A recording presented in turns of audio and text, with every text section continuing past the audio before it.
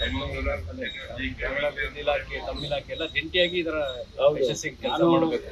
ನಾವು ಅದನ್ನ fast forward ಮಾಡಿದೀವಿ. ಈಗ ಈ ಸ್ವತ್ತನ್ನ ಗ್ರಾಮೀಣ ಇಲಾಖೆ ವತಿಯಿಂದ ಕೊಡ್ತಕ್ಕಂಥದ್ದಿದ್ರು ಕೂಡ ನಾವು ಕಂದಾಯ ಇಲಾಖೆಯಿಂದ ಅದಕ್ಕೆ ಪೂರಕವಾಗಿ ನಾವು ಕೂಡ ಮಾಡಬೇಕಾಗ್ತದೆ. ಅದನ್ನು ಆದಷ್ಟು ಬೇಗ ಮಾಡಿ ಅಂತೇಳಿ ನಾವು ಫಾಸ್ಟ್ ಫಾರ್ವರ್ಡ್ ಮಾಡಿದೆ. ಯಾಕೆಂದರೆ ಅದು ಭಾಳ ದಿವಸದಿಂದ ನೆನೆಗುದಿಗೆ ಬಿದ್ದಿರೋಂಥದ್ದು ಆಗಬಾರ್ದು, ಬೇಗ ಬೇಗ ಮಾಡಿಸ್ತೇವೆ. ಸರ್, ರಾಜ್ಯದಲ್ಲಿ ಮಳೆ ಕೈ ಕೊಟ್ಟಿದೆ, ಬರದ ಛಾಯೆ ಇದೆ.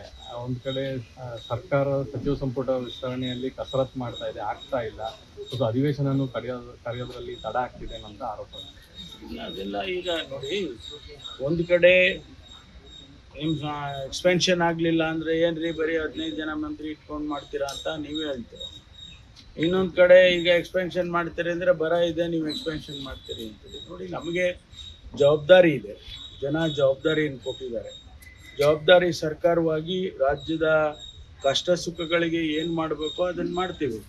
ಇವತ್ತು ಬರದ ಪರಿಸ್ಥಿತಿಯಲ್ಲಿ ಈಗಾಗಲೇ ಮುಖ್ಯಮಂತ್ರಿಗಳು, ನಾನು ಬೆಳಗಾಂ ಡಿವಿಷನ್ನಲ್ಲಿ 7 ಜಿಲ್ಲೆ ಮತ್ತು ಕಲಬುರಗಿ ಡಿವಿಷನ್ನಲ್ಲಿ 8 ಜಿಲ್ಲೆ, ತುಮಕೂರು, ಚಿತ್ರದುರ್ಗ ಇವೆಲ್ಲ ರಿವ್ಯೂ ಮಾಡ್ಕೊಂಡು ಬಂದಿದ್ದೀವಿ. ನಿನ್ನೆ ತಾನೇ ನಾನು ತುಮಕೂರು ರಿವ್ಯೂ ಮಾಡ್ಕೊಂಡು ಬಂದೆ.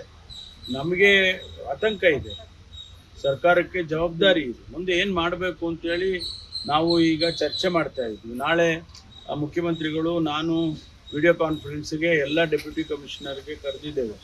ವಿಡಿಯೋ ಕಾನ್ಫರೆನ್ಸ್ನಲ್ಲಿ ಮಾತಾಡ್ತೇವೆ. ನಮ್ಮದು ಸರ್ಕಾರದಿಂದ ಏನು ಸೂಚನೆ ಮಾಡಬೇಕು ಮಾಡ್ತೀವಿ. ಈಗಾಗಲೇ ಪ್ರತಿಯೊಂದು ಜಿಲ್ಲಾಧಿಕಾರಿಗಳಿಗೆ 5 ಕೋಟಿ ರೂಪಾಯಿ ಕುಡಿಯೋ ನೀರಿಗೆ ಕೊಟ್ಟಿದ್ದೇವೆ. ಸುಮಾರು 329 ಕೋಟಿ ಈಗಾಗಲೇ ಅವರಲ್ಲಿ ಇದೆ. ಅದ್ರ ಜೊತೆಯಲ್ಲಿ ಪ್ರತಿ DC ಹತ್ರ PD ಅಕೌಂಟಲ್ಲಿ 600-700 ಕೋಟಿ ರೂಪಾಯಿ ಹಣ ಇಟ್ಟಿದ್ದೀವಿ.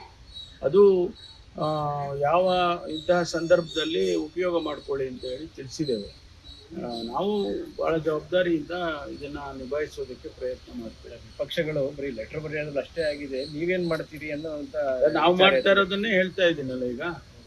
ಈಗ ಕುಡಿಯೋ ನೀರಿಗೆ ಯಾವುದೇ ತೊಂದರೆ ಆಗಬಾರ್ದು ಅಂತ ಅವ್ರಿಗೆ ಹಣ ಕೊಟ್ಟಿದ್ದೇವೆ. ಅದನ್ನು ಮಾನಿಟ್ರ್ ಮಾಡ್ತೇವೆ. ಪ್ರತಿ ಡೆಪ್ಯೂಟಿ ಕಮಿಷನರು ಮಾನಿಟ್ರ್ ಮಾಡ್ತಾರೆ, CEO ಮಾನಿಟ್ರ್ ಮಾಡ್ತಾರೆ. ನೀವೇನು ಮಾಡ್ತೀರಿ ಅಂದರೆ, ಈಗ ನಾನು ಪತ್ರ ಬರೆದಿದ್ದೇನೆ ಕೇಂದ್ರ ಸರ್ಕಾರದಿಂದ ಅವರು ಹಣ ಕೊಡಿಸ್ಲಿ. ಆ ನಿಯಮಗಳನ್ನು ಬರ ಪರಿಸ್ಥಿತಿಯಲ್ಲಿ ಬರ ಪೀಡಿತ ಪ್ರದೇಶ ಅಂತ ಘೋಷಣೆ ಮಾಡೋದಕ್ಕೆ ಕೆಲವು ನಿಯಮಗಳನ್ನು ಕೇಂದ್ರ ಸರ್ಕಾರ ಮಾಡಿದೆ. ಅದನ್ನು ರಿಲ್ಯಾಕ್ಸ್ ಮಾಡಿ ಅಂತೇಳಿ ನಾನು ಪತ್ರ ಬರೆದಿದ್ದೇನೆ. ಇಡೀ ದೇಶದಲ್ಲಿ ಇವತ್ತು, ಬರೀ ಕರ್ನಾಟಕದಲ್ಲಲ್ಲ, ಇಡೀ ದೇಶದಲ್ಲಿ ಬರ ಇದೆ. ಅದಕ್ಕೆ ಒಂದು ನ್ಯಾಷನಲ್ ಡಿಸಾಸ್ಟರ್ ಅಂತ ಡಿಕ್ಲೇರ್ ಮಾಡಿ ಅಂತೇಳಿ ಪತ್ರ ಬರೆದಿದ್ದೀನಿ ಪ್ರಧಾನಮಂತ್ರಿಗಳಿಗೆ, ಗೃಹ ಸಚಿವರಿಗೆ, ಕೃಷಿ ಸಚಿವರಿಗೆ. ಇದೆಲ್ಲ ನಾವೇನು ಸುಮ್ಮನೆ ಕೂತ್ಕೊಂಡು ಕಾಲ ಕಳೀತಾ ಇಲ್ಲ, ನಾವು ಕೂಡ ಜವಾಬ್ದಾರಿಯಿಂದ ಕೆಲಸ ಮಾಡ್ತೀವಿ.